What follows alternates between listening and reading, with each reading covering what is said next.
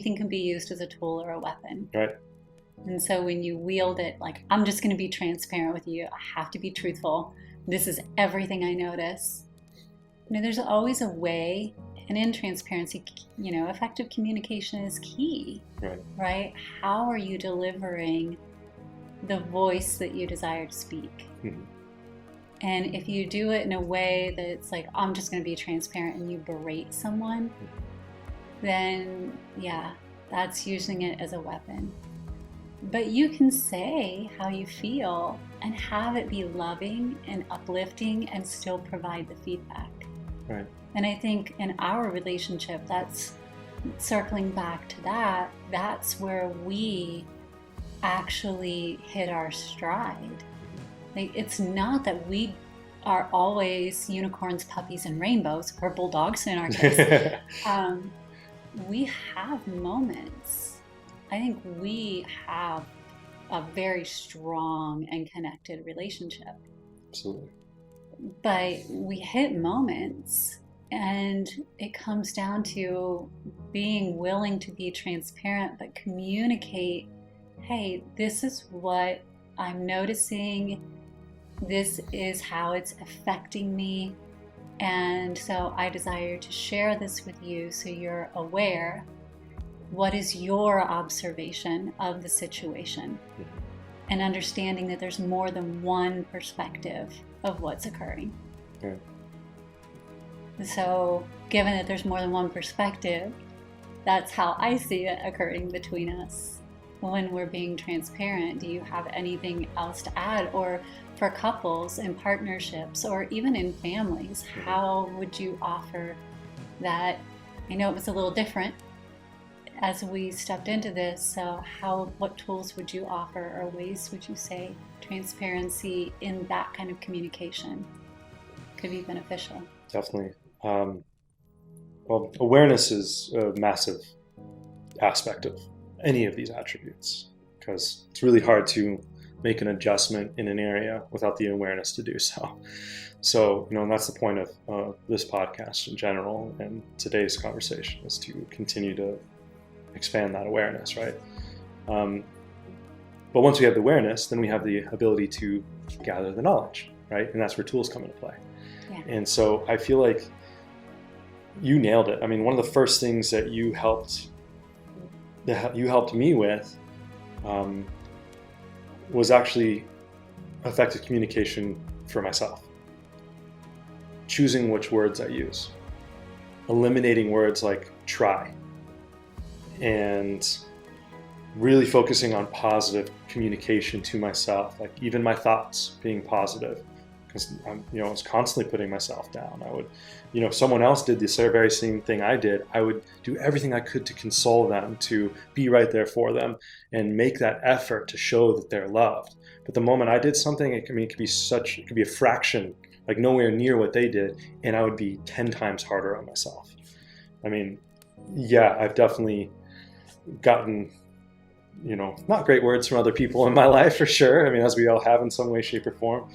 But the reality is I was always harder on myself than anyone else could be, because I'm the only one who has to live with myself. So that's changing. That was a massive shift and a great tool, because it really helped me understand who I actually am. Instead of, I was actually limiting myself just through how I was talking to myself. I wasn't being transparent with who I am because I was attempting to hold myself to someone I'm not. And so that was a huge realization for me.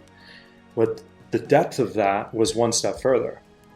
The reality was set behind not lying to myself. And so I don't know if I would have gotten that had I not done that first. Because once I had the ability and spent weeks, really focusing on what words I'm using, how to use them, eliminating certain words from my vocabulary, man, it was like, even just that, I felt like I kind of elevated immensely. Yeah. We don't really give credit for the energy behind the words that we use. We don't. And I want to spend some time talking about that at some point on this podcast, because we have a whole series about how words have energy in our self-love series. It's just like, it's yeah, there's a whole other topic there. But yeah, this not lying to myself. I didn't realize, had we not taken that first step and then dove into it, I don't know if it would have been as effective, because I could, after making those adjustments, I had the awareness and the knowledge to recognize then the next step of the awareness to dive deeper and see, okay, wow, I didn't realize how much I'm lying to myself. And because I'm so easily lying to myself, I'm easily lying to those around me. And again, it wasn't to hurt, and oftentimes it was the opposite. It was actually to help, or to show care, or to love. They call that little white lies, right? Yes. Where you're kind of making something up to help someone out, make them feel better about themselves. And we see that in movies, or TV shows, or books, and it's kind of played out to be very romantic in many ways. And I get that perspective, but I didn't realize the actual effect that it had on how we interact, not only with those around us, but how we actually interact with ourselves, and how that can compound over time to something that is not beneficial. Yes. Again, goes back to, if I don't look good in a dress, I want you to tell me that I don't look good in that dress. Now, you don't have to say, okay, your thighs look huge in that. So that's where, you choose the words. You could say... For the record, I never said that. No, yeah, let's be very clear. You've never once said that to me. But what you do say to me is, you have far more flattering outfits in the closet. Maybe select, and then you'll give me options, which I think is so important.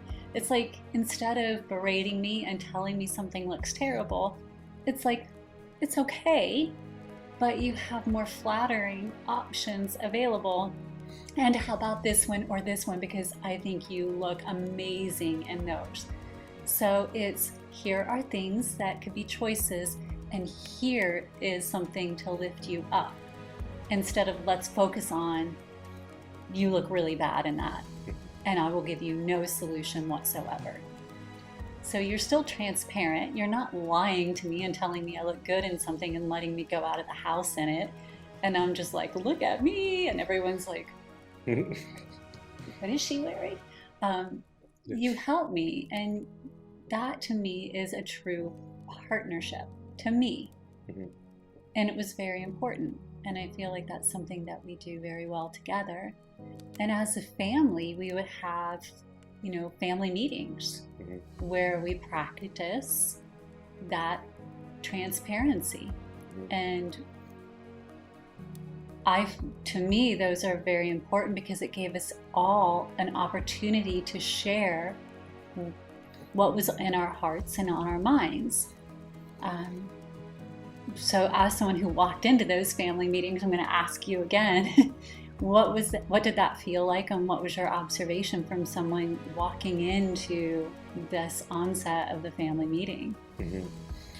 Yeah, that was different. I mean, that's definitely not something I'd done in that way before. The part of it where we shared, hey, what are 3 great things that they're doing well this week, or something like that. And I love giving compliments. I mean, I love to see people succeed and reach their goals. I mean, that's, when it comes to us especially, I know we're each other's greatest cheerleaders. We're right there for each other, wanting us to grow and rise together. So that's easy. The hard part for me was saying where I felt that there was room for improvement. And that's what we called it. We didn't say it was wrong, or we didn't say mistakes. We said room for improvement, which we all have. I mean, the reality is I was the first one to say, I know I have room for improvement. But when it came to providing that for others, it was really difficult for me. And to a degree, it still remains as such. I mean, there are times where, even if I am attempting to be nice with the clothing or something like that, where I still feel a little, a lack of confidence in clearly communicating to you, because I so badly don't want to hurt your feelings. And so, I guess it's good to be aware. I mean, if I didn't care, that's probably a bigger issue. Yeah, I would agree. But so yeah, I mean, even after years of practice, I mean, it's as you were saying, it's not like it just happens immediately. And so doing that every week, where we did get the chance to talk as a family and share that, I feel like it did open the door and help me realize that there are effective ways to communicate other areas of improvement. So that, the reality is, again, I desire you to be the best version of yourself.